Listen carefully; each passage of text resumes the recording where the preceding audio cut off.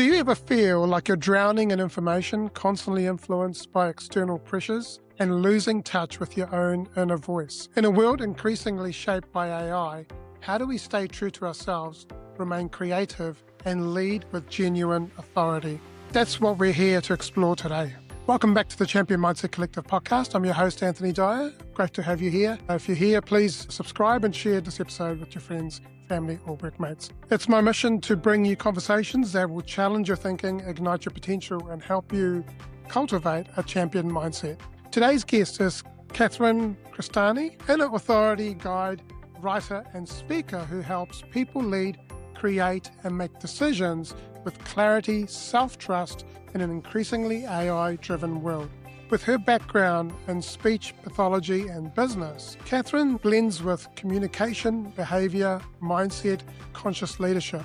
She's the author of My Virtual Obsession as an executive contributor of The Brains magazine and has built and partnered in high-performing businesses. After experiencing burnout, Catherine redefined what success was and performance truly meant. Her work now focuses on sustainable success, helping individuals move from pressure to reactivity into clarity and confidence and intentional leadership. Through her writing, speaking, and guidance, Catherine helps people use tools like AI without outsourcing their thinking, losing their voice, or disconnecting from who they are. Catherine, welcome to the Champion Mindset Collective podcast. Thank you, Anthony. I'm excited to have this conversation with you. Yeah, likewise. All right. Well, I'd love to hear your journey in life. How did you get here from childhood to now? And how did you get yourself doing all of this stuff, amazing work that you're doing? Well, I'm not going to go back to childhood. We'll be here for 40 years. No, just kidding. Actually, it's interesting because in my childhood, I was always the child that didn't want to rock the boat. I wanted to be the good girl. I wanted to be the child that didn't get in trouble. I didn't want to make waves because when I was born, I actually had quite a traumatic birth. I got stuck. The doctors actually broke my collarbone and damaged the nerves in my shoulder. So it's actually a lifelong disability. But because of that, because even at that moment that we're born, we're still taking in people's beliefs, right, of what we're expected. And my birth did not go to plan at all. My mum nearly died. I came out with like an injury, which there was no kind of prognosis for. And so that I feel fueled me into wanting to be this people pleaser, if you will, or more making sure everyone else was happy and putting myself last constantly. So even growing up, I tried to help my mum as much as I could so that I didn't feel like a burden, like I was an asset to have there.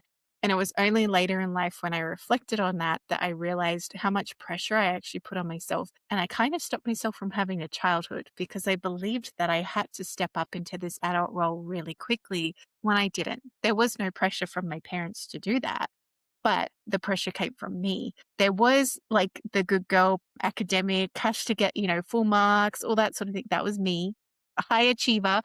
But I also had a self-saboteur who liked to trip me over. So I'd do all the study for the exam and get into the exam and just shut down, or I'd be coming up to the exam and my mind would go blank, even though I knew all those things. So there was all these kind of things that I had to learn to get around. By the time I got to university, I was a very different person.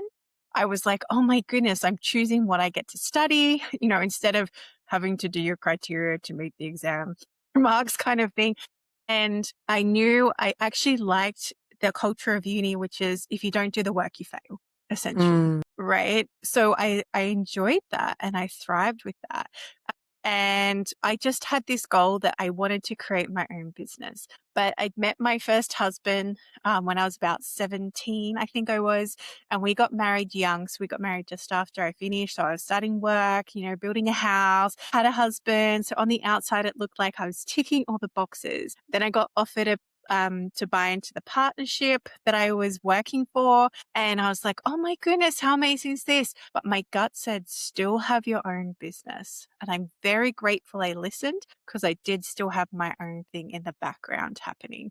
And when my partnership imploded, so first of all, my marriage was built on making sure he was happy. And it was only when I realized how unhappy I was and depressed I was that I started to question things. And it was a friend actually said to me, I don't know who you are anymore, just as an offhanded topic, that I realized I didn't know who I was either. Because I truly lost myself in making sure everyone else was okay, that I forgot to look after me, And so when my marriage fell apart, I was so happy, Anthony. People were asking me if I'd lost weight because I looked radiant. And I said, oh, yeah, I lost 80 kilos because that's what my ex used to weigh. And then they're like, really? We didn't think you had that much to lose. And I said, no, I'm getting divorced. And they're like, oh, we're so sorry. And I'm like, I'm not. Because I didn't see it as a failure. My family struggled with it more than I did because I saw it as we just weren't working together, and that's okay. And as I stepped out of that and found myself again, and I was truly happy, my husband and I met. My new husband now, we both got out of marriages. We did not want another relationship, but sometimes you can't help when you find the person you're meant to be with, right? Like you can't. So that area of my life was happy, and then my partnership started to fall apart because what I was doing with my first marriage was, instead of going home, I was just staying longer and longer at work and putting all this energy into work.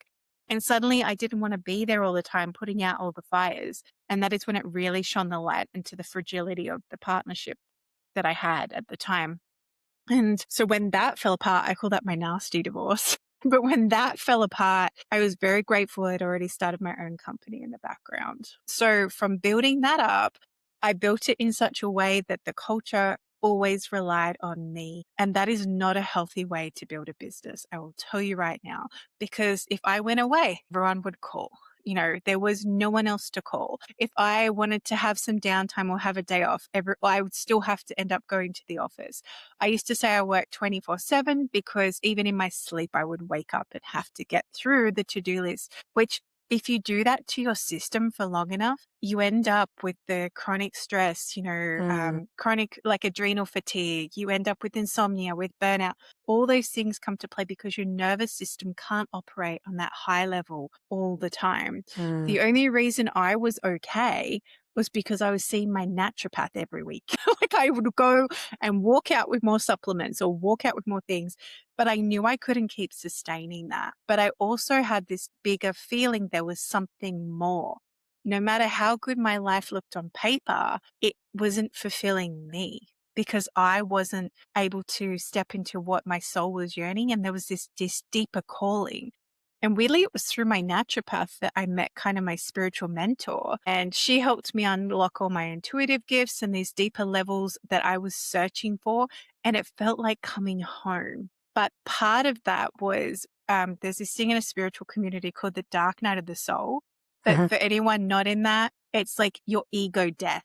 You have to let a part of you die. Die. Yeah, exactly. Yeah. And if you don't let that part of you die, you can't grow and change.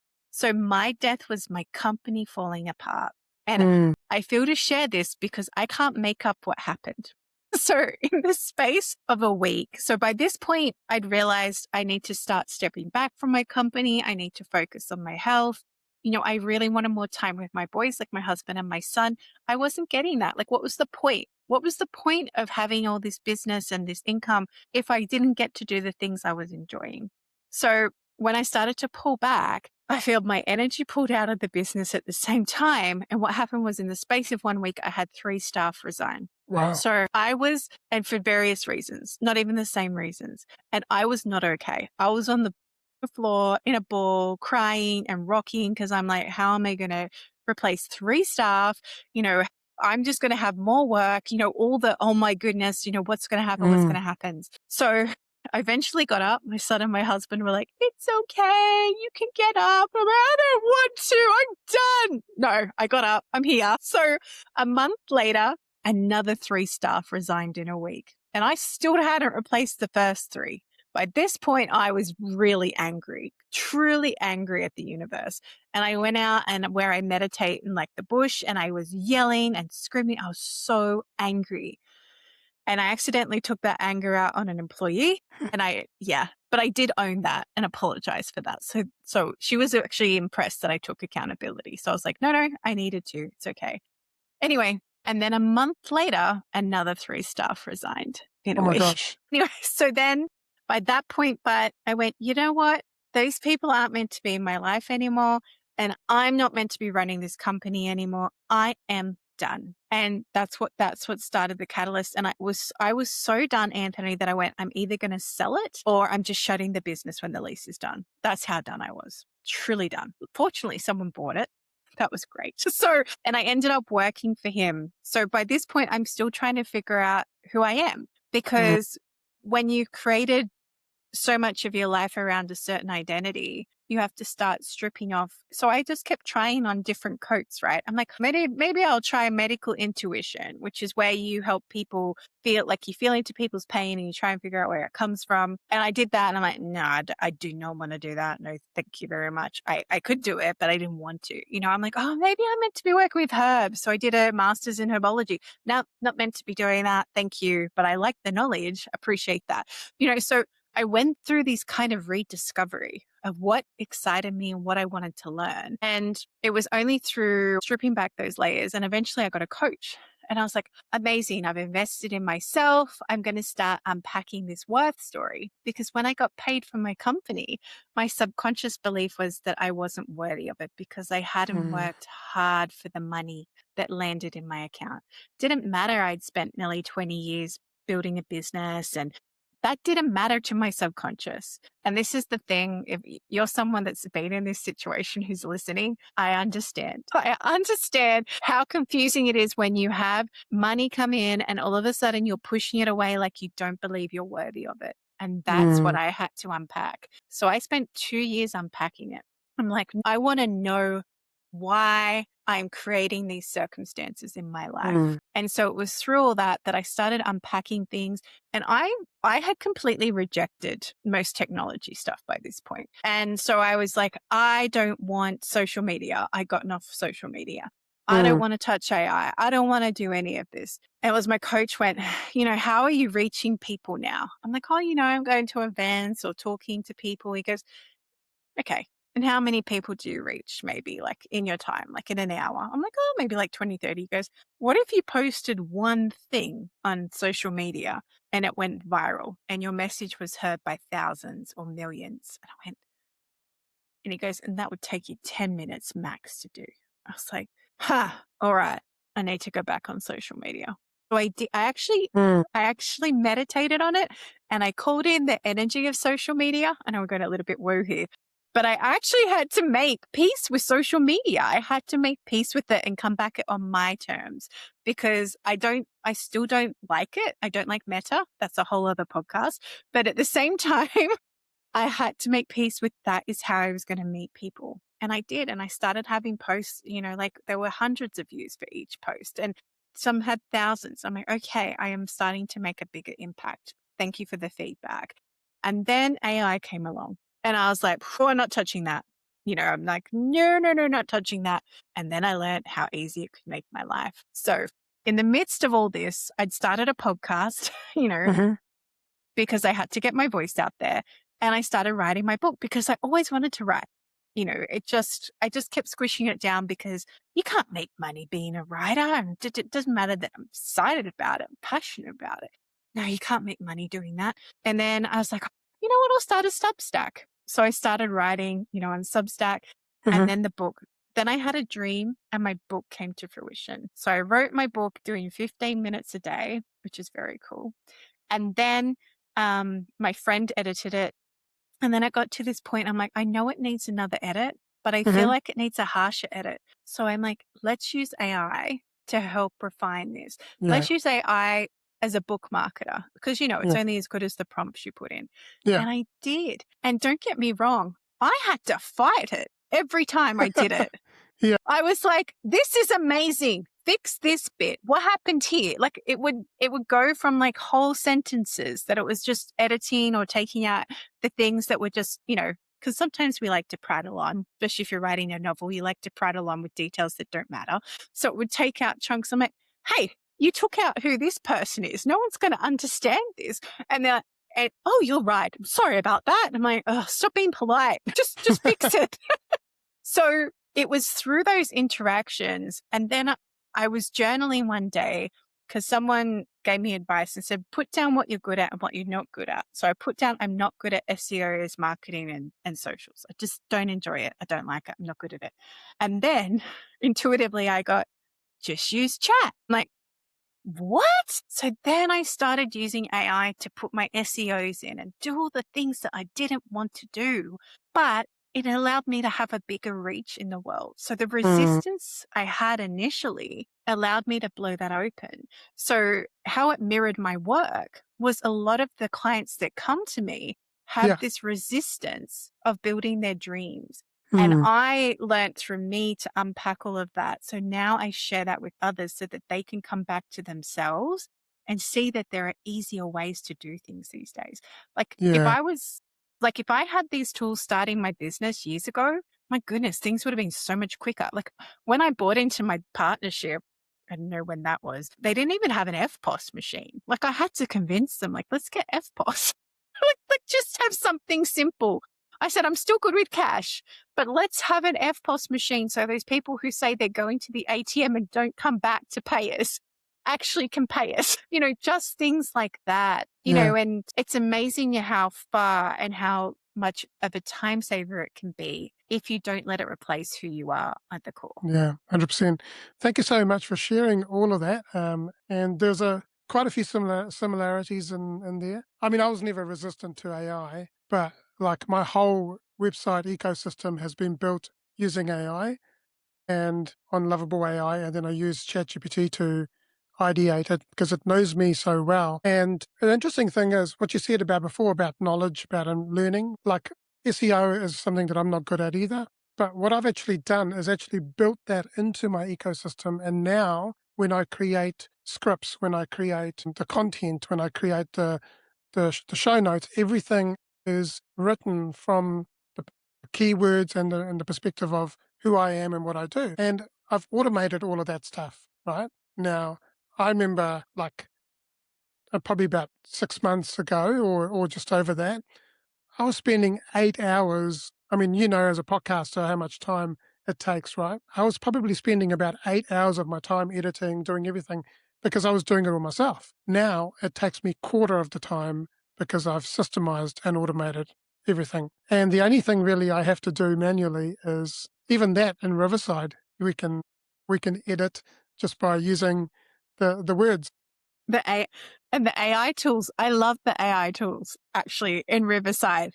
It's Yeah. amazing. Do you know, yesterday I figured out how to, so I knew that it did thumbnails, but I didn't know that it did the 9 by 16 thumbnails. So I asked it to do one and it did it. And now I'm using it for all my reels. It's like, so I'm like, whoa, this is cool. So it's a minefield of functionality and information. And I think we've got to open ourselves to be able to embrace that and not to be scared of it, right? And not to push it away because, and I get what you're saying about Meta and Facebook and so on. It's a bit of a love-hate relationship with social media, but in saying that, it is the medium to get visibility in front of the people that we are wanting to speak with.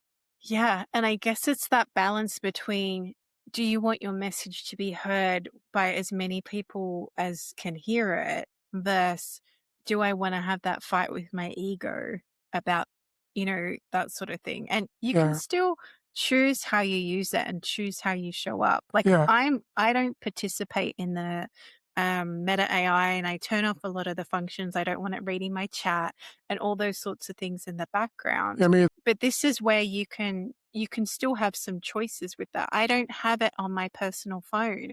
I only have it on my iPad and my computer. I would only have it on my computer, but the computer is very limited in what you can do on Instagram. It's very weird. And but the iPad has different functions, and I feel they do it on purpose, but that's a whole other story. well, it's because they want you to use mobile to be able to do quick videos, right? Unlike Yeah. other platforms who cater for both. Yeah. Now let's go into a little bit about what you do. So your work consistently highlights the idea of inner authority and staying self-led.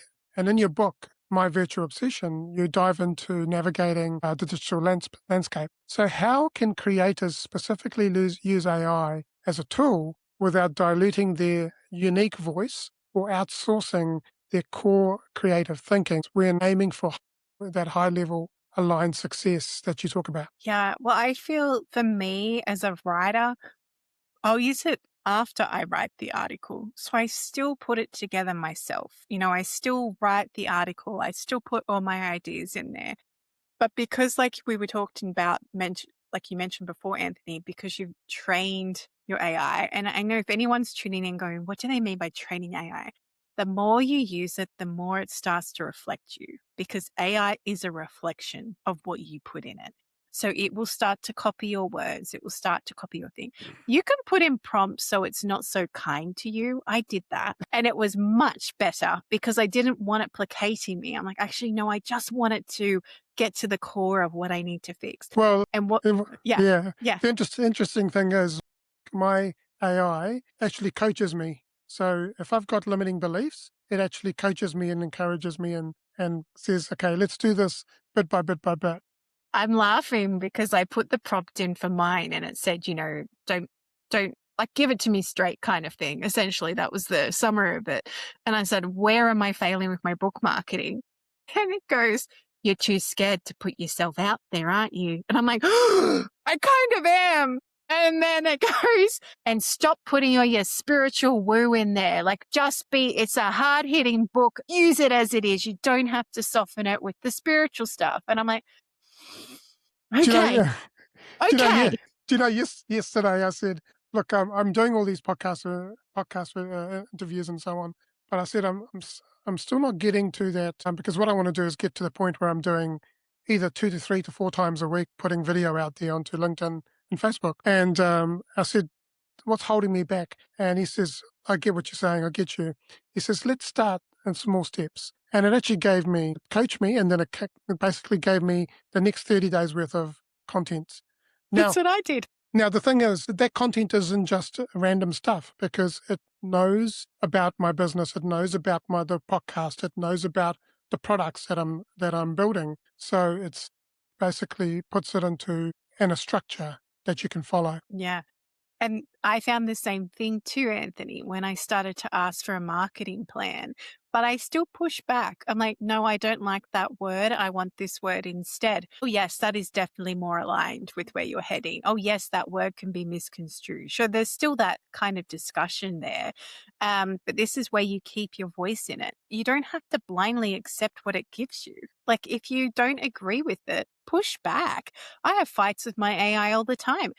And don't get me wrong, some days it's incredibly dumb. And I'm saying that because it has dumb days. And I'm pointing that out because they're the days I know just to walk away. I'm like, I am not dealing with you today. You are not like picking up anything. And then I'll come back 1 or 2 days later. And all of a sudden it's like, here we are. Someone described it to me as a lazy employee. You have to give the parameters you need it to do and stay on top of it. You have to keep getting it to work. I'm wondering whether that's a reflection of us. Possibly. Like, yeah, because everything external is a reflection of the internal, right? Exactly. So maybe we're not asking the right questions or we're not giving it the right context. That's so funny you say that because I had a client the other day and she was asking a question and what came back from spiritually or intuitively was you need to ask better questions. That's what came back. I was like, we're not going hard, we're not going deep enough. You're not going to underneath the surface. And this is where keeping your voice in all of that can be really hard because sometimes we don't like what's reflected back to us because it might be reflecting that vulnerability, right? But at the same time, you can use it to embrace that and go, okay, well, what steps, exactly like you did, Anthony, what steps can I take to correct that? Or what steps can I take to shift that? And this is where I feel there's been a lot of pushback, especially in the indie author community, where they won't accept AI work. And I'm like, but what does AI work mean? Does AI work mean someone just asked AI to create a book for it? Or do you mean AI work as in AI helped edit it? Because they're very different, right? Very different parameters. Even my book cover, my husband created it, but he used AI to help render the images. I'm like, so does that mean that's an AI cover? That doesn't make sense to me either because you still have to put the input in to get it right. Now, I understand the frustration when people just put in a prompt and AI creates a piece of music, or AI creates a written piece, but they've done actually nothing in the background. That is where you start to lose your voice. Yeah. But also where people start to ignore what they believe is true. So my favorite example I heard of this is that you go to leave the house and you just have this feeling that you want to get your umbrella. But instead of honoring that feeling, you open your weather app on your phone and it says, it's going to be sunny today. So you leave the house without your umbrella. And then 2 hours later, it's pouring rain and you're kicking yourself because you should have grabbed the umbrella. Right there, you chose to believe technology over your own inner voice. Intuition. Yep. And Absolutely. I call that your inner authority, because that is you telling you what you need to do.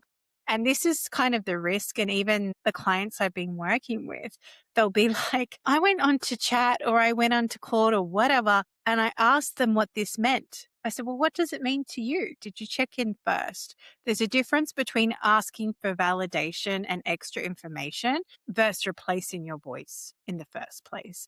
And this is what I encourage my clients to do, is like, actually, what's your dream and your vision? Okay, great. You've got that now. Now let's go use AI to help what steps that will look like in your life to get you from A to B. Not let AI tell you what your dream or your vision should be, because that still needs to come from you. Yeah. Yeah. Absolutely. Totally agree with you there. All right. So you've previously discussed the difference between creation and optimization. Could you elaborate on how misunderstanding in this distinction leads people to sort of astray with AI, and what creators should focus on instead of maintaining, instead to maintain their unique input? Well, I think it circles back to what we were just saying before, right? Like actually creating it yourself first and then popping it in. And then asking, hey, can you optimize this for maximum SEOs, for keywords, for discoverability, ASEOs, all those fun things that we have to put in these days, and then actually read it again. Don't blindly trust it, because I've had that and it was working really well. And then I read it back and I went, hang on, this isn't what I wrote at all. I'm like, no, no, no, no, no, no, no. And I end up actually completely deleting that branch of the chat and starting again. And because it's almost like it just went completely off on its own tangent. Yeah, it hallucinates and then, Exactly. I love that. It has a hallucination. And this is where, you still need that creative outlet. We as human beings have to have, some of us are more creative than others. For me, I like painting, but I'm terrible at it. But I'll just do it for fun, right? Like I'll just do it with my son. We'll just do some crafting. I don't mind, but writing, that is when I'm like in my happy place. And when I am just letting it all flow through and I'm inspired, I just let it come out. And most of the time, because chat is so trained, it doesn't do many changes. It might just, punctuate some points. It might add in a little bit of extra, but my voice is still there. But it has just optimized it instead of creating the whole thing for me. It's the same if you like music, if you like creating music, create it yourself first, then put it in to polish it up. Use it as the polisher or the finisher or the second editor or whatever you want to think of it as, rather than being the primary point of creation, because then that's taking away from you. It's different if you're a digital illustrator, then you might have to use the prompts and that sort of thing, but you're still going to sit there and correct it until you're happy with it. You're going to play with the fonts. You still have that level of creativity, and the idea came from you. It's when you allow it to create the whole thing for you, that is when you get lost. Yeah. And then your voice suddenly disappears. It just fades and it doesn't matter anymore. For someone who's feeling overwhelmed by the volume of AI tools out there, because every day there's new tools coming out, there's new advice, there's people selling, people on their own bandwagon selling different Claude or ChatGPT or, all the different ones that are out there. What's one practical mindset shift that they can make to ensure that they are consciously using AI rather than letting it dictate their You have to feel into what feels right for you. Like if it feels really icky, don't do it. So this happened to me just yesterday. I love the timing of this question. So I had some photos and I put them through and had like the words over the top, but I wanted to create the photos into a reel. So it moved across. And chat's like, oh, hey, try CapCut. I didn't know what CapCut was. So I went into CapCut and the images, it did really well, but then it wasn't putting it together. And then it's like, and then chat's like, here's the instructions. I'm like, I don't understand these, and it was just frustrating me so much. And then I sat back and I went, no, there's another solution. And then I just heard use Instagram edits. I'm like, I know how to use that program. I'll go do that. I've got the photos. I've got the words on the photos. I just have to put the transitions in. That's all I needed to do. But if I would have let myself get lost in that, rabbit hole and then I even tried Googling, what is a free AI tool to create rules, and then they look free, but then they're not. So I was just getting beyond frustrated. But when it came back to it, I was like, actually, I can't do this. I'm just going to do it a different way. So this is when you take that time and you breathe so you don't get overwhelmed by everything and go, okay, what do I know how to use and what can I do? And if it's not perfect, it's okay because people like not perfect because then they know it's not AI. So Yeah.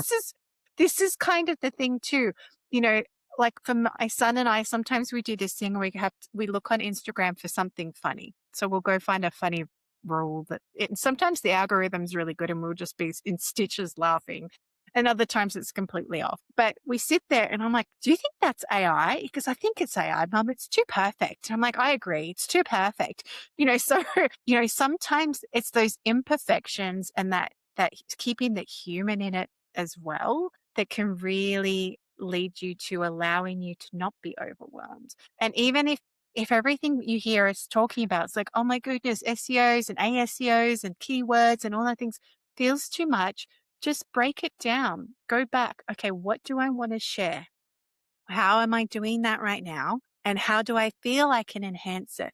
All right, I'm going to go now, pick an AI and say, hey, this is what I want this to achieve. Here is exactly what I want you to do. And then your voice is still in that and you're not in the overwhelm. The overwhelm just comes from not knowing how to get from A to B. And when there's so many options, that is when your mindset starts to fall apart. Just like me yesterday, just banging my head going, why can't I just get this into a reel when I had the tool the whole time? Because it was allowed like all these new kind of things. So this is Yeah. where come back to what you know first and also reach out to people and ask them how they do it. Yeah. And even what you were mentioning, like there's so many things people are selling, be careful with the templates. It's so interesting. One of my friends wrote an article about this. And she said, when you buy a template for something, it's not your voice. So you still have to override that template to get your voice into it. It's different if it's a set of systems, but if it's a template you're putting into the back end of AI, that is not your voice. It is someone else influencing it. And you're not going to get as accurate results as Yeah. taking the time to train it yourself. Yeah. Yeah. Exactly. You've got to give it the instructions and the background and all that sort of stuff. Like I was building a chatbot agent for a client's website. He's got 3 websites, and every single website has been built. Chat agent's been built with the instruction of who the doctor is and what that clinic does and so on. And the client is happy. Like he says, I don't even have to train my staff anymore. I just get them to go and chat to the chat agent, and they learn everything about the products. And like I said before, with my system that I've built, although it uses Gemini in the back end, everything in the brain is effectively the information that I've fed it. So it knows the type of voice it needs to show empathy and all that sort of stuff, right? So when it writes it in my voice. And so that's really important. But yeah, and it's almost like we've got to put our blinkers on and select maybe 1 or 2 tools that we're going to use and just not focus on everything else. That's because when you start looking at everything that's out there, that's when you get the overwhelm. I think the most important thing is to get clarity on what the problem is that you're trying to solve. Yep. That's a key thing. 100%. And if you're clear on the problem you need solving, sometimes if you just write it down and put it on the shelf, the answer will come to you anyway. Yeah. And ask yourself why at least 5 times. Yeah. Why? Why? Why? Why? Why? Why? Exactly. Now Yeah. you've built businesses and experienced burnout, and which is redefine your understanding of performance. It's also many high performers and achievers feel this intense pressure and leveraging a new tool and AI and to maximize the output. So, based on your journey, what are some of the hidden costs of over reliance on AI? And I'm guilty of this, and decision making and the content generation. And what are some tangible steps that listeners can take to be more sort of authentic and aligned in the creative process? I feel one of the biggest traps is that we start to lose connection with other people and ourselves Mm, because we start to just rely on AI to tell us everything. So instead of even reaching out for people to support you that might be really good at what they do, you're like, I can do it myself. Because we have this tendency to want to do it ourselves or do it for free. And I can tell you right now, if someone came to me and said, hey, I'll do all your social media, and actually I gelled with them, they were on mission and that sort of thing, and it was a very reasonable price, I would say yes. But right now, that's not in alignment with me. And this is where it's picking what's right for you. I have clients that flat out won't use AI. I'm like, okay, well, what are you using? Oh, I'm using Facebook. All right, there's AI on Facebook, but that's a whole different conversation, right? But at the same time, I'm like, okay, well, what can we do to maximize that and maximize your voice there? And what are some ways you can interact with other people? I used to talk to strangers all the time on Instagram. That's how I connected with people, right? I would see them pop into my feed or I'd somehow come across their profile and I would DM them, not a sales DM. I want to emphasize this. I would DM them and say, hey, I really love the work you're doing. Tell me about that. And then I'm actually still having a human connection online rather than relying on, whatever the automatic. I hate the automatic replies on Instagram when you message somebody and they're the generic kind of sales one because it feels very impersonal and it feels like the person isn't there anymore that you're trying to talk to. It's like how we all get frustrated when we call the call centers or the bank call centers and you just have to try and get through the AI, like to get to the actual person. And you're like, connect me to a person. I'm sorry, I don't understand. I'm connecting you to a person. Amazing. Thank you. So this is where we still need that element of human connection and coming mm, back to how that looks. So for me, for example, I use chat to create the images for my podcast thumbnails because I wasn't doing that. And then I thought, oh, let me play with that. And now I'm in love with it. Now I feel and I'm still catching up. So episodes that come out, I will go back and do the thumbnails and then re-update it and everything.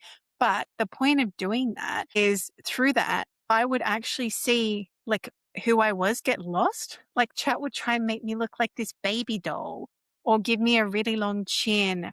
At once it made my eyes look really like Asian descent kind of lineage. And I'm like, that is not me. Like, what are you doing? Like, I'm not blindly just letting you do that.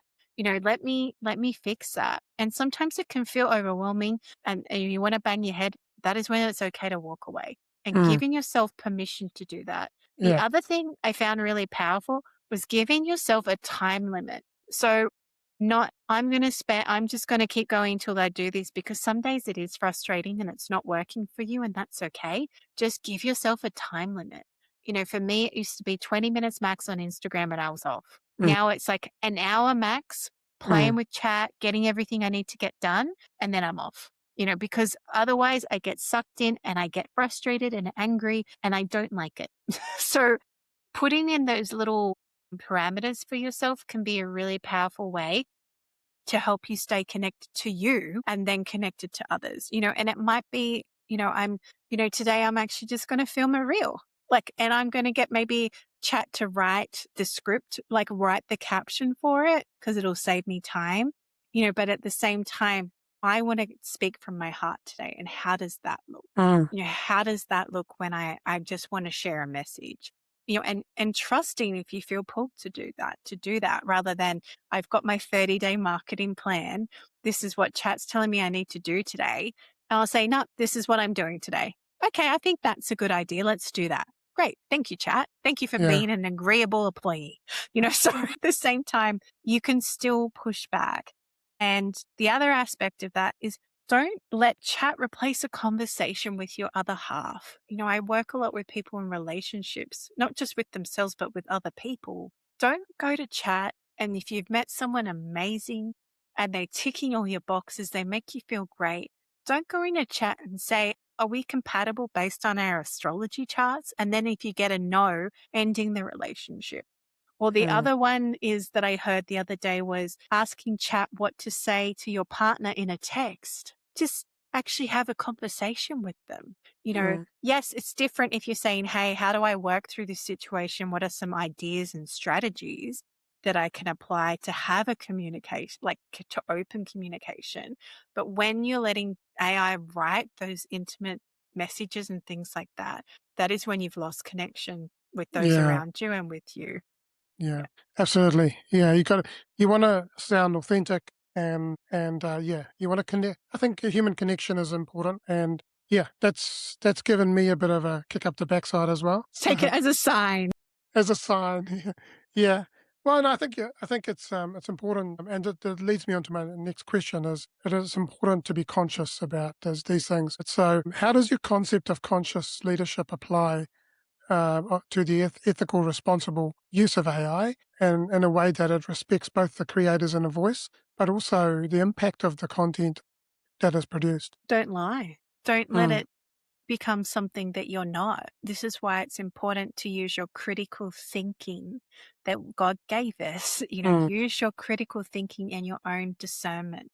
Discernment is that deep knowing whether it's right or wrong. If it does not feel right, don't allow it to happen. mm, Push back, no, that doesn't sound like me. Try again. mm, Even for me, when I was trying to come up with the title for what I did, because it's really hard to encompass it. And I used to say I was a coach, but coach kind of is a tainted word at the moment. So I went, I don't want to be a coach anymore. Oh, you can be a mentor. Yes, mentor's perfect for you. I'm like, no, don't like that word. Hang on a minute. And then had to really push back to find the words that felt resonant with me. And yeah, this is where you can keep your creativity, you can keep who you are by making sure whatever you post sounds like you, or yeah, making sure whatever you post is a representation of who you are in that moment. Because we change and we evolve, but this is how you can consciously lead yourself through that and consciously lead others as well. Because you can feel, I know it sounds weird, but you can feel energetically when someone posts something, you're like, that doesn't feel like them. Or it's so staged or put together that it just doesn't feel, the energy doesn't feel right. And we talk about energy, but it could be just a feeling in your body. Like for me, when something's really off, I want to throw up. I'm like, mm, nah, no, thank you. I don't want that. mm, So the more you can tune into you before you start using all these tools, the more you can start to keep it as just as a tool in your back, in your pocket, I guess, or a tool that's assisting you rather than you letting it dictate to you what you should be doing or yeah, you letting it dictate to you how you should show up that day. yeah, That is not yeah, representative of who you are in all yeah. of that. Thank you for that, and I totally agree with you there, Catherine. Now, your work helps individuals shift from reactive patterns to intentional leadership. When it comes to AI, is it easy to react to the latest trends or feel pressured to adopt every new feature that's coming along? Yes, because it's like that keeping up with the Joneses thing, right? I've never been that person, so I don't fully understand. Like, I remember when I was at university, everyone had a MySpace. I still don't understand what MySpace is. And I was Yeah, one of I the, do. I had one of okay, those. you had one of those, yeah. But I was like one of the last people to get on for Facebook because I was kind of the last holdout. I didn't upgrade my phone. I still had like a old Nokia when all my friends had iPhones, and I would, I would bring my iPad with the navigation because I couldn't put it on my phone and my friends would make fun of me. But it's just me. That's just what felt right with me. I just didn't want to have, all of that in that moment. In saying that, I have got a newer iPhone now because my old iPhone, which was like an iPhone 7, was dying a spectacular slow death.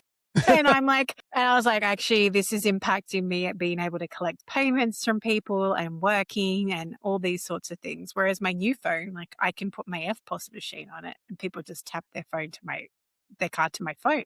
Blows my mind. Still does every time it works. But the point of all that is that, we can get overwhelmed with the trends. So if it doesn't feel right for you, you don't have to do it. I think everyone was putting in the same prompt and creating like the dolls in the boxes, the Barbie dolls in the boxes. Did you see that trend? And people were putting in like this prompt and then it was creating them as a Barbie doll with the accessories and things like that. And I was like, what? I'm not getting on with that. That's so weird. Like what? Like I did it once, but not Barbie doll. It was a G.I. Joe. No, it just basically created me as in my business. Okay. Yeah. And it's different. Like you can have fun with it because sometimes if you're curious, I was like put in this prompt and it created this image of me holding a platypus and black cockatoos. And like, I was like, clearly you have no knowledge of Australian nature because you do not pick up platypuses or platypi. You do not do that. But at the same time, it was fun to play around with it. But it doesn't mean I use that to define me. I didn't use that as my like profile picture or anything like that.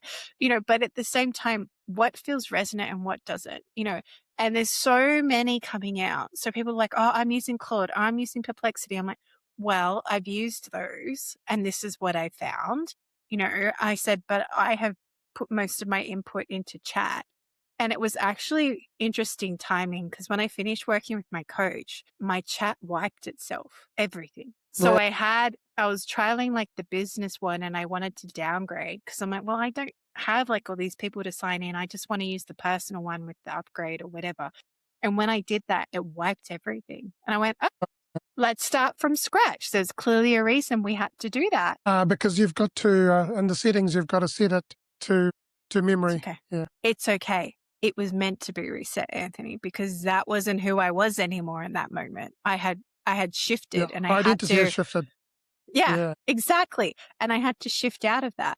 And so I was like, oh, do I start training chat again or do I use a different one? I was like, no, you know what? I know how to use this. So I'm just going to start again. So my old chat was called Kev. My new chat's just chat. I didn't actually name it this one. And, it's still about coming back to, I don't need all the shiny things because if you're using all the shiny things to measure how successful your business is, you are going to fail right now. I will tell you right now, because success is a feeling. It is not the material lists and ticks on a piece of paper.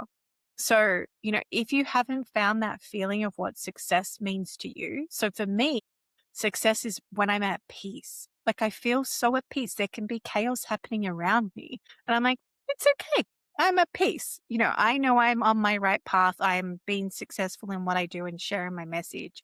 I don't need that if I don't want that, so it's a conscious choice. Okay. I like that AI tool. I can see how it's really helpful. Like I just started using Opus. I'm like, oh my goodness, where has this been hiding?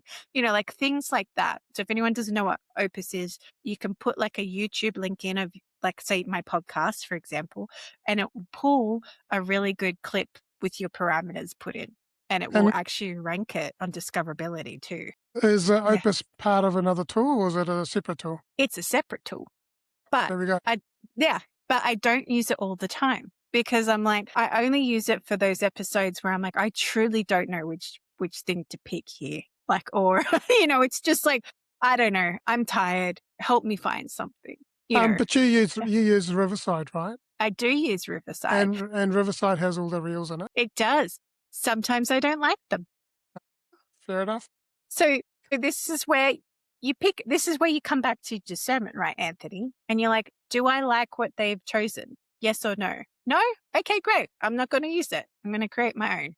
You can actually prompt the creator and say, I want more of this, I want this, I want this, and it will create it for you. Thank you. I will play with that tool.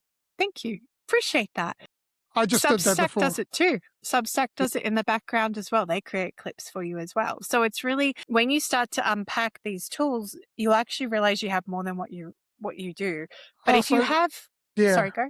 No, you go. Oh, I was going to say, but if you have too many, you're just going to step into overwhelm because all of Yeah, a sudden, instead of having your energy in one basket, you're like, oh no, I'm going to use this for this, and I'm going to use this for this, and I'm going to use this for this, and I'm going to use this for this, and I'm going to, and then, you create workflows for people, yeah, Anthony. yeah, It's exhausting working that yeah. way. So what you were talking about before with Opus, you're talking about Opus Clip. Yeah, so I've used Opus Clip for the last 2 years, and it would give me like 20 to 30 clips, and I had to put them all together to right, and that took a lot of time. Um, and then when I started using Riverside, I found it was actually a lot better and easier through Riverside. Now I just use the ones that I want, and if I want, I can also um, either join them or refine them. So um, I ended up canceling my Opus clip. And and this is what I love because we've had this conversation now. And now I'm like, okay, great. I'm going to learn something new. And this is where, when you're open to it and the information lands, you can choose what you do with it. I could ignore what you just said, but my curiosity is like, how much am I underutilizing Riverside? Because Riverside keeps updating its features constantly, constantly. I used the AI voice the other week because my voice wasn't great and I wanted to create an ad. And I was like, this is amazing. And I'm kind of freaked out how much it sounds like me from just reading a script. It doesn't feel like me, but it sounds like me. So this is where, pick and choose what you want it to do. Yeah, And don't feel like you have to have everything. I have a client and she's like, but I was working with this coach and he said to use Claude. I'm like, do you like Claude? No. Well, don't use it. Just no, trust what you feel more aligned yeah, to. exactly. And this is Yeah. that a lot. So many people are going Claude, Claude, Claude, and I'm like, I nope. don't like Claude. I've been Yeah. using ChatGPT since the day one, and I love it. It knows me just, and so even the automations I've done, people are using Claude Cowork, which takes a lot of time to build it. I use ChatGPT and Lovable. Between the two, I build all my automations. So I ideate with ChatGPT because it knows me and everything, knows my business, and then it gives me a prompt that I put into Lovable and say build this, and it goes and builds it. And first time works perfectly. See, and this is the thing, like everyone can be listening to this going, but I prefer perplexity. Good. Stick with Go that. for it. Yeah. Trust it. Trust what you feel you align with. And this is the whole point. If you ignore what is coming from inside and just take what everyone else is telling you, you're going to live a very confused life. I'll tell you right now, because you are ignoring your inner authority. You're ignoring that intuition. You're ignoring the clarity you have stepping forward. And this is where you will get lost in AI. This is where Yeah. you will let it replace you. And this is where, people talk about, the emotional component that it's starting to bring in. No, you feel the specter of emotions. That what makes us amazing being humans. Allow yourself to go through that. And yes, by all means, use your AI tool that you choose to give you an insight on your next steps. But if it's something big that you need to work through, pick a human because humans can see other layers underneath that AI can't. Because as we've talked about many times, AI is a reflection, whereas humans will see beneath the layers. Yeah, exactly. Yeah. And in your experience, what are some of the common reactive patterns that you see people falling into with AI, and how can they be more conscious to break away from it and then reclaim their agency? I guess it's that running to AI to get the answer rather than trying to find it yourself first, right? And don't get me wrong, like some things I'll just go pop in AI. I'm like, hey, how do you do this? Like how do I put the SEOs in the background of this? Or, something like that.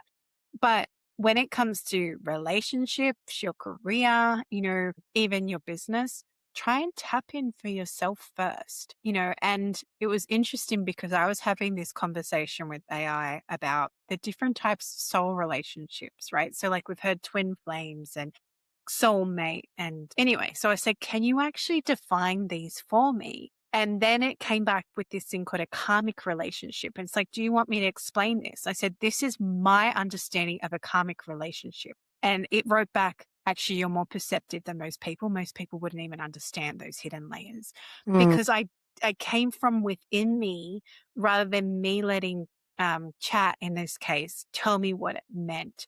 So instead of reacting to it, I was like, actually, let me pause for a minute and respond to it. And this isn't just with AI, this is with communication with other people as well.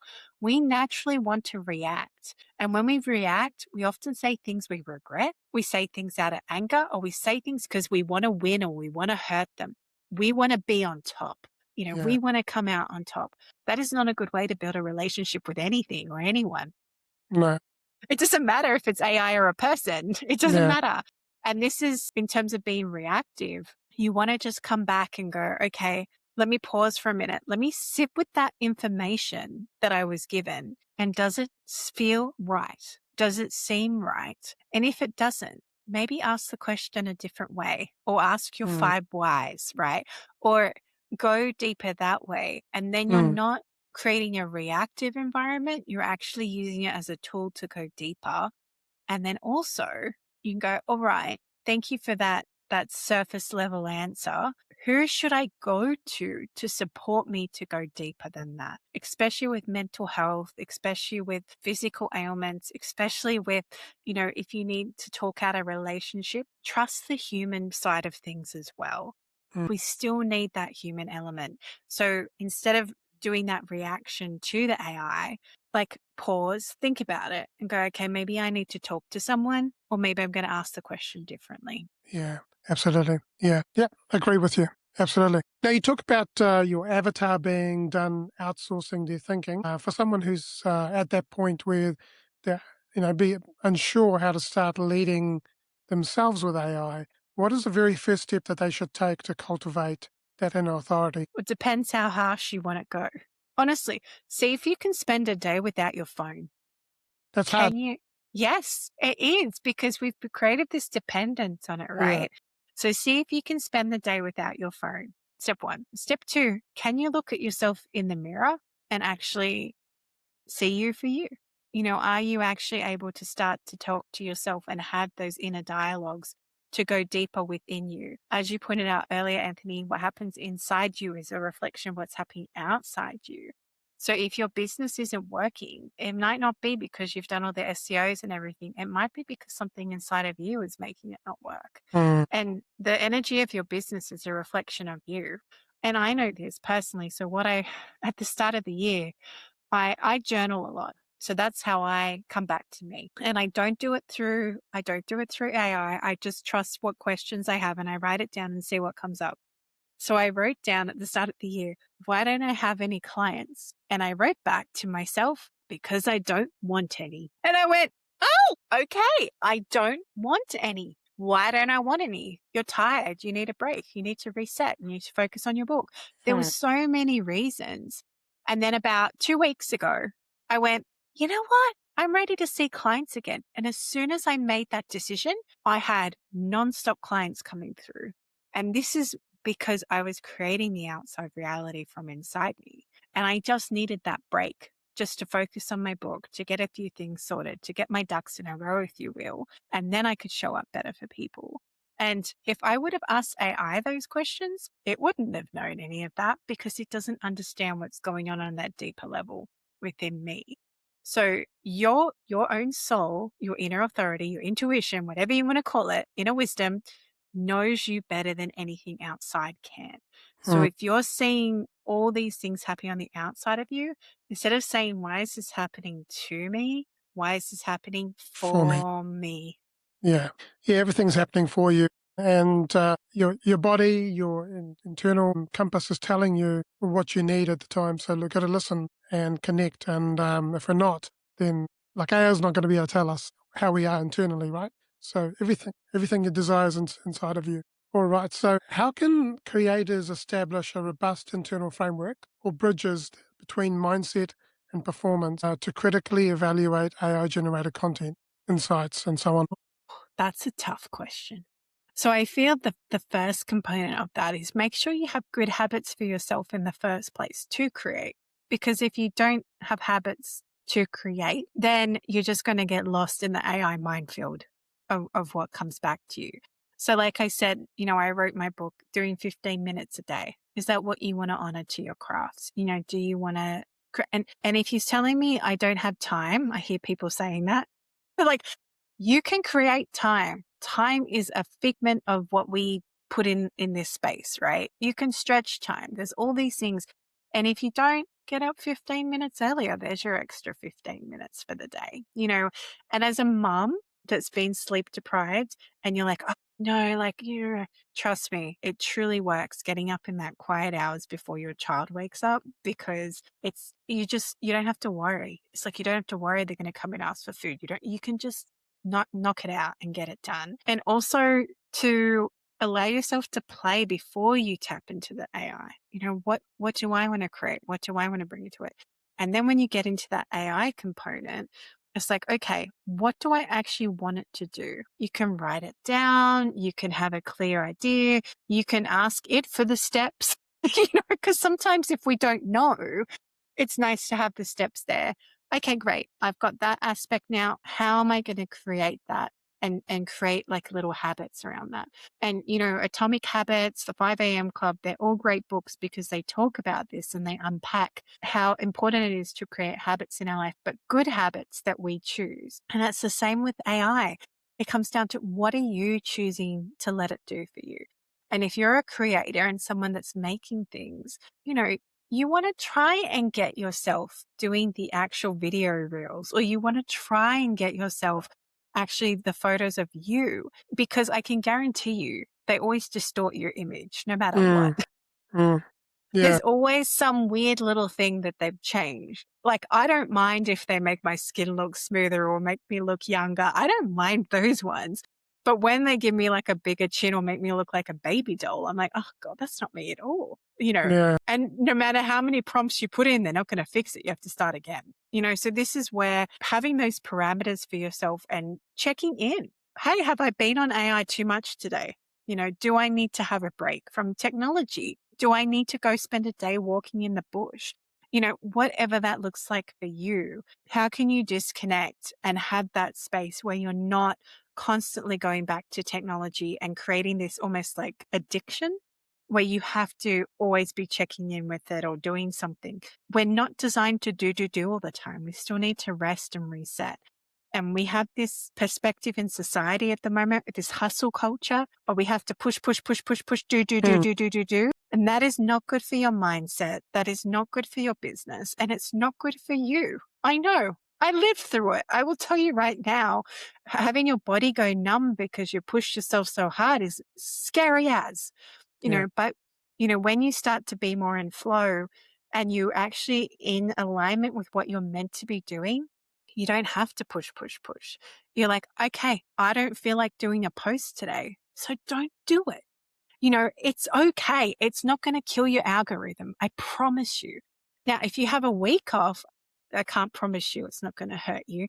But at the same time, if you don't feel like showing up on camera, maybe you have so what I do is I bank things as well. When I'm in the mood, I will have a writing spree and I'll write all these articles when I'm inspired, and I bank them for when I'm not inspired. And then I stagger the release of them. Through Substack, I can do that. I do that through Brains. Like when I'm inspired, I just get the article out.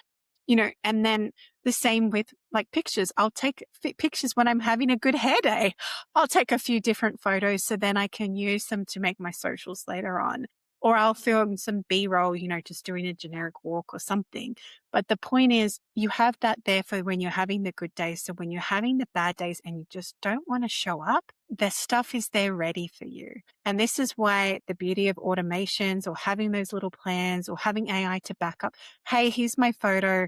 Can you just put like this kind of tone over it? Or can you keep it going with our marketing plan? I don't feel like taking a new one or making a new one today. Yeah, okay, here you go.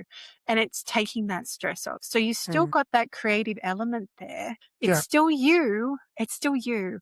But you're not getting sucked into, I have to do it all the time either. Yeah, 100%.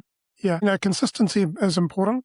But like also, as you said, if you're having a day where you just your body needs rest, then you've got to take the time out and agree with the flow state. Be in flow state, be in flow rather than grinding and hustling. It's not the way to, yeah. No. And if you don't If you don't start to shift to that, we're energetic, like astrologically, we are shifting to that. So you're going to struggle if you fight that, and your body needs to rest. Like if it's telling you to rest, rest. If you don't want to have a day on the computer, don't go on the computer.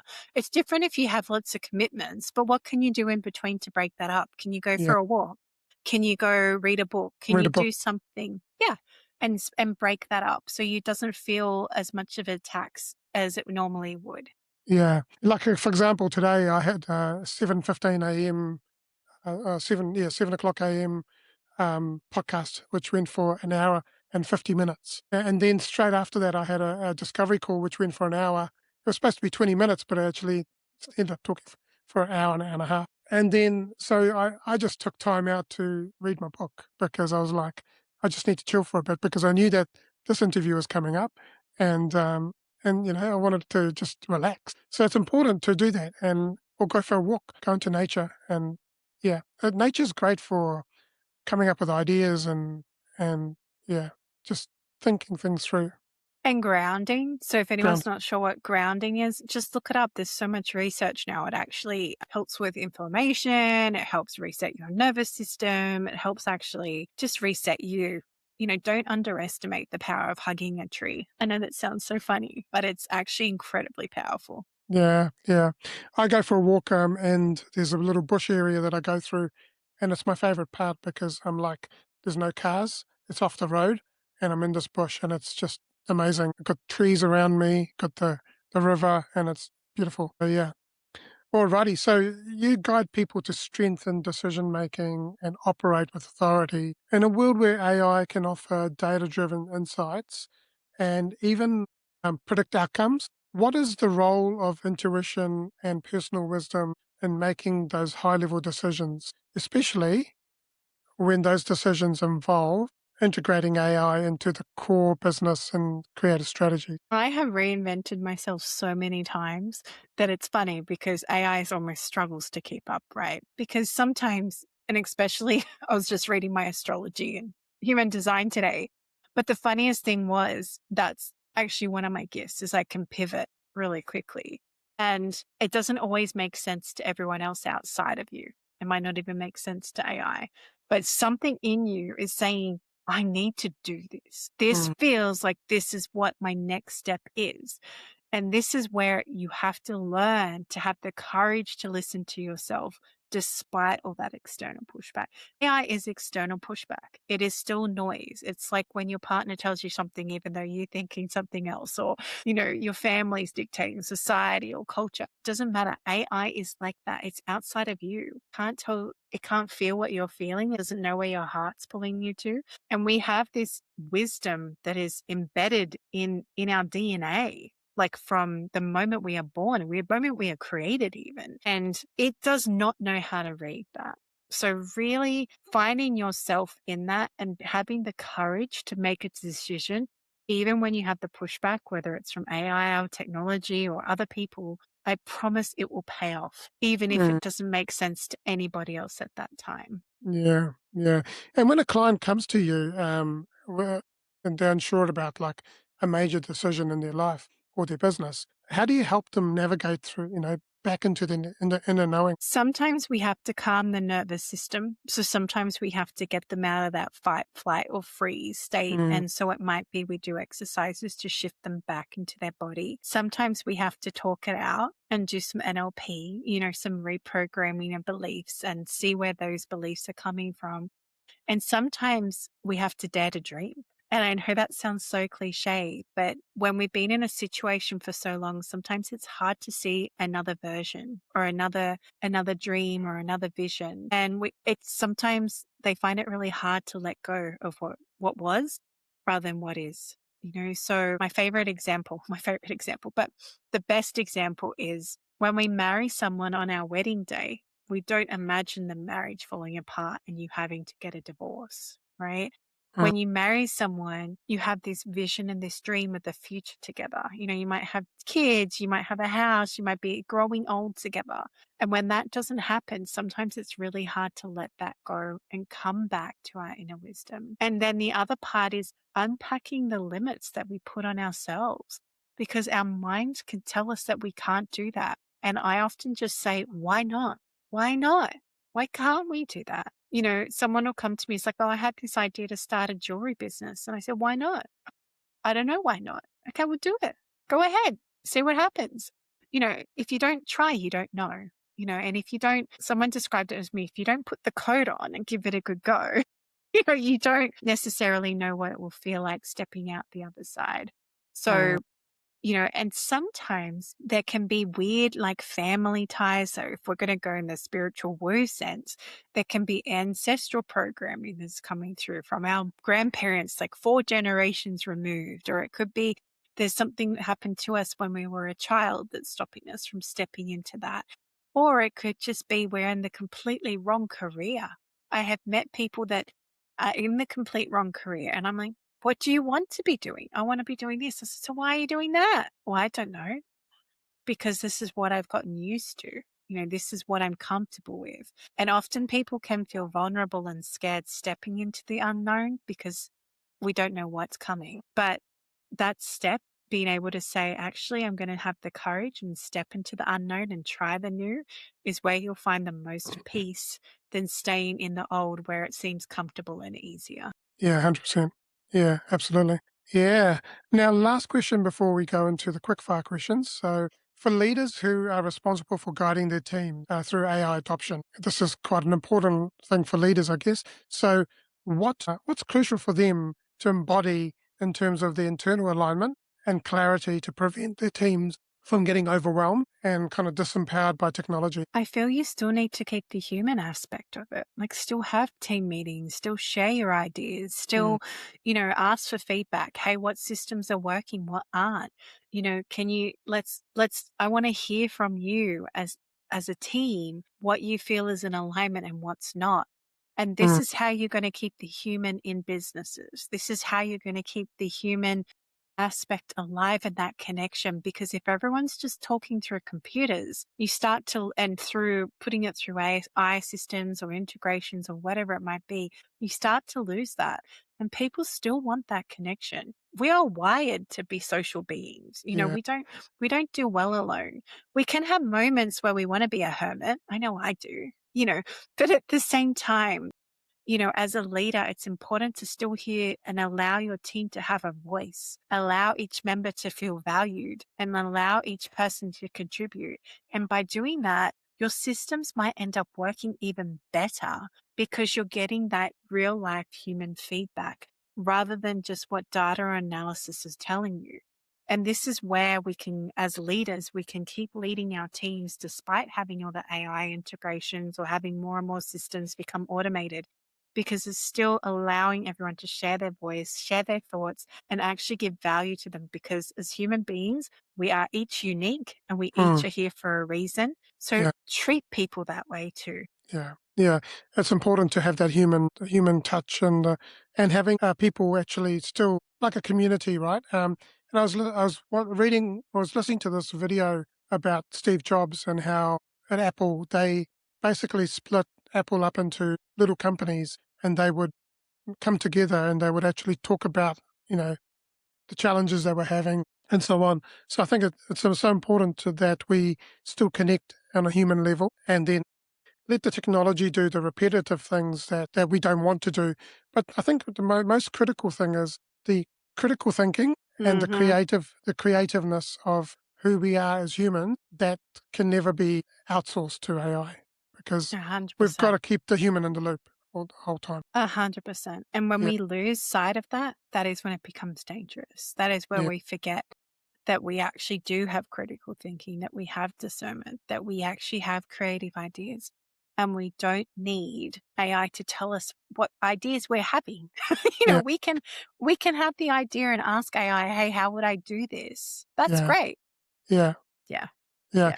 And I think majority of the time we are operating in our logical brain, but we don't give ourselves enough time to operate on the creativity side of it. If AI is able to do logical stuff, then we've got to get more creative and critical, right? So, yeah, there we go.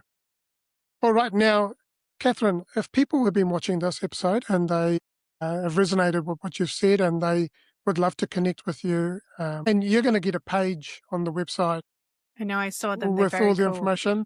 But how can they connect with you, and how can they, how can you help them? Well, if you want to find some clarity in your life, or you just are feeling lost, or you just truly want to learn how to listen more to that voice inside you, and come back to you, and then definitely come chat with me. So my website is willowhealing.org. You'll find a lot about me and my offerings there. There's a free 30-minute discovery call as well. I never know what happens in those discovery calls. I just trust wherever we're guided and led. They're always fun. And I'm on Instagram a lot. So if you want to head to Willow Healing SH, that is where you'll find a lot of my content. And I'm also on Substack, which is willowhealing.substack.com. And if you want to find my books, you can find them through my website or they're on Amazon. So I have My Virtual Obsession and another one called Pillars for Life, A Guide to Spiritual Ethics and Practice. So yeah. Yeah. Well, all of those links and even the books will be linked into the episode page for this episode. Also, listeners and people watching will be able to also read an article, and you'll be able to download a free practical guide that will basically give you the steps to help you on your journey as well. Amazing. Yeah. And if anyone out there is struggling technically with automation and so on, then please come and have a chat with me. I'd love to help you. Yeah. All right. We're at the quick fire questions now. So the first question for you, and you can answer this in a short sentence or a single word, is how do you define success, and has that definition changed for you over time? Peace. Maybe it's peace. And it has changed. It used to be all material stuff. Yeah. Who's been your greatest inspiration and why? So cliche. I'm going to say myself, because I actually surprise myself every day on the things that when I look back, how much I've actually achieved. Yeah, 100%. You're shifting identity all the time. Yeah. Third question is, what is something that you believe that others may disagree with? That the strongest voice you have comes from your heart over your head. Absolutely. If you go back and give your younger self one piece of advice, what would it be? You don't have to save everybody. What is one message that you'd like to share with the world? If you can find the courage to follow your heart, magical things will happen and the universe will just allow things to flow to you. Got to step in. I have this analogy. You got to step through the automatic door sensor. If you don't step up, then it won't open it for you.